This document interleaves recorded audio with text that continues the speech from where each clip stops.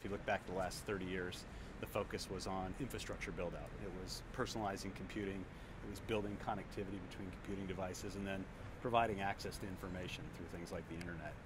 We're moving on to a new phase where all that infrastructure is in place, and now it's all about consuming information. We're going to see a lot more information, a prolific amount of information, because now we're going to move into the machine-to-machine era, where silicon's got cheap enough and it's got down to package sizes and power dissipation, where it's really going to enable a lot of smart devices. So what we're going to see is just a plethora of devices that are intelligent, communicating with each other.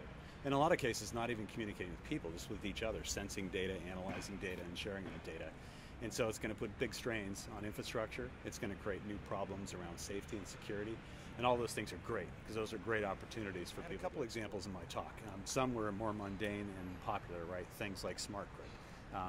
All around the world right now, people are trying to get smart meters out so we can collect information. That's kind of the front of the problem, but if you look behind the scenes, there's an abundance of automation between all the way back where information's generated to it being pushed out.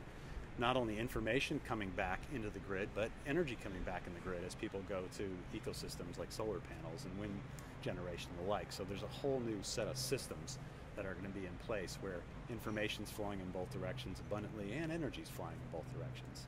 A couple other examples I gave, and there was just a talk on healthcare, is just remote healthcare and things like monitoring devices that are going to work remotely, but then interact with services in the clouds that can do analytics on that, and then remotely be able to interact with medical professionals in the field so they can do full-time monitoring of folks in their own home. So really personalizing healthcare.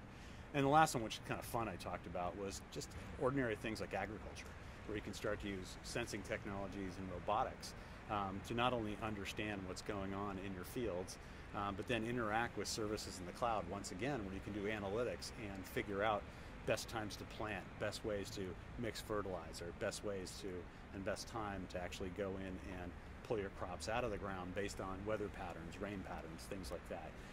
Things that seem very simple today that farmers have been doing forever, that we can apply automation to, and not only increase our efficiency so we have better output, but also lower costs associated with operating things like farms.